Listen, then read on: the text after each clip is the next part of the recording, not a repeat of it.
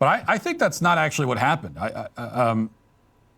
I think that obviously the plot didn't work, trying to use these criminal cases to destroy his political chances. That didn't work. I also don't know that it backfired, though, in that sense. I think it just had no political impact at all. Hello, folks. How are you today? And don't know if you knew this or not, but the lawfare against now President Donald Trump is falling apart. Basically, much because of the Supreme Court case giving him partial immunity through things that he does in office. But in other respects, because basically they just really held no water whatsoever. So by all means, here it is, Matt. He is going to talk about this, and he's going to talk about how he feels it affected the election, or if it did. And if you like this and you like some of the other things that I do, please, by all means, hit that subscription button. It does help me with the algorithm, and it does help me get the word out. Thank you all very much.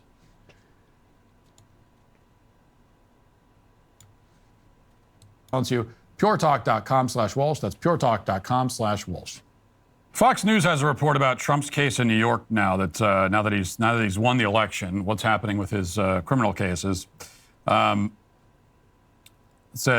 now says, following his massive election victory, President-elect Trump is still scheduled for sentencing in his Manhattan criminal case later this month, with presiding judge Juan Merchan first ruling whether to dismiss the charges altogether after the Supreme Court's presidential immunity ruling earlier this year.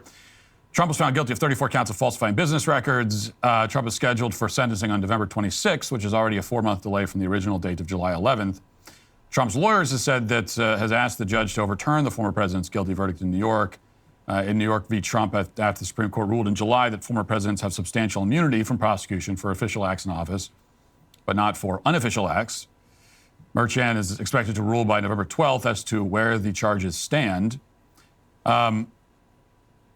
Cauley Stimpson, Deputy Director of the Heritage Foundation, Edwin Meese III Center for Legal and Judicial Studies, says a normal judge would dismiss this case, and then the DA would have to decide what, if anything, remains so that we could consider rebringing the case. But Judge Merchan has shown himself to be anything but an ordinary judge. And so the catch-22 here is if he was normal, he would dismiss it, but because he's not normal, he'll probably deny it. For all intents and purposes, no matter what happens, if the judge denies it and the appeals court follow the judge and the judge gets to sentence him, even then the Justice Department will come in and say, look, under the Supremacy Clause, you cannot impose a criminal sentence, especially one of incarceration, on a sitting president. And so that case will be on ice until after Trump gets out of office. So, in other words, the case is effectively over. I mean, that's my speculation anyway. Meanwhile, the federal cases are also basically finished. NPR reports Donald Trump started this year fighting 2 federal prosecutions that threatened to send him in prison, but he will end it free and clear of his most significant criminal legal problems. With his resounding victory at the polls and a long-standing Justice Department policy against prosecuting a sitting president, the key question is not if, but when prosecutors move to dismiss or delay his federal election interference case in Washington, D.C. Trump recently said he would fire special counsel Jack Smith within 2 seconds after he returned to the White House. Smith is taking steps to end both federal cases against Trump before the president-elect takes office. So those are out the window. Trump could just pardon himself on the federal charges anyway, so it's a non-issue. What do you think? Do you think should Trump pardon himself, or should he just let this play out and let everybody see this for the joke that it actually was? Let me know in the comments. I have heard some speculation from conservatives that maybe they would still try to continue with some of these criminal cases somehow, but maybe they would try to throw a sitting president in prison or something, but that's not going to happen. They're already in the process of abandoning these cases, and that only just proves what the perceptive among us already knew, which is that these criminal cases were never really criminal cases. I mean, they were criminal cases on paper, and they had crimes that they were charging him with, absurd crimes on paper, but in reality, they weren't really trying him for a crime because the crime was that he was running for president. That was the... What did they say? What is the old adage from the FBI? You can get an indictment on a ham sandwich? Crime, as far as they were concerned. These cases existed to prevent him from winning again, and really for no other reason. That was the only point of any of them. It was never really about throwing him in jail. I mean, sure, they would have happily done that if they could, but that wasn't the point. It wasn't the primary objective. The primary objective wasn't even to win the cases, which is why people were kind of missing the point where they're saying, well, these charges are flimsy. It can't stand up in court. Doesn't matter. Sending him to jail, winning the case, getting a conviction, those were all secondary benefits. They'll take that if they can get it, but it's not really the point. The point was just to sully him enough politically that he could not win the presidency again. So they were building a political case, not a criminal one.